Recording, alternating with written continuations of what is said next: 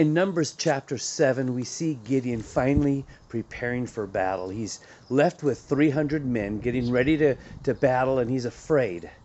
And the Lord is trying to give him faith and bolster him. So he says, go and listen to what the Midians have to say about you, the Midianites. And so Gideon and his servant would go, and they would listen. They would sneak up and listen to the camp. And there was two soldiers, Midianite soldiers, talking. And one said, oh, I had a dream last night, and a barley loaf rolled down the hill and hit our tent, and it knocked it down. And the other soldier said, well, that's nothing short of Gideon, the sword of Gideon. And it just encouraged Gideon to hear the fear in their voices. Well, as you know, Gideon would take 100 men and dispatch 3 groups of 100 men. And he would give them torches to put inside of these clay pots, and then a trumpet for their other hand. And at a set time, they would blow the trumpet, break the pot, and hold up the torch.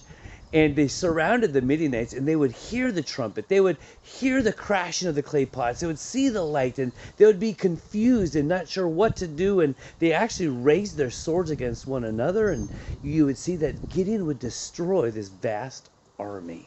An amazing story, really. But it all starts with a barley loaf. You see, barley is the lowliest of the grains. It was the food for the poor, if you would. It was peasant food.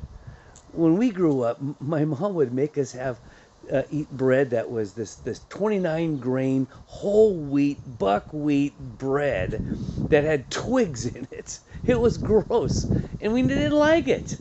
It was lowly in our eyes. And see, barley was the same way. It was lowly in the eyes of the children of Israel, of everybody. It was just yuck.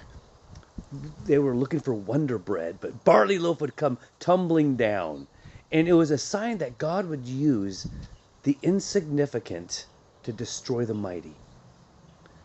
Paul would say we have this treasure within us, these earthen vessels, that the power is of God and not us. You see, God desires to use the weak things to destroy the strong, and the base things to confuse the wise. He didn't make the he didn't make the weak strong. No, he still used Gideon, this barley loaf of a man. But sometimes we feel insignificant. And may I tell you, humble yourself in the sight of the Lord and let him lift you up, that you can walk worthy of the calling that you are called. God bless you.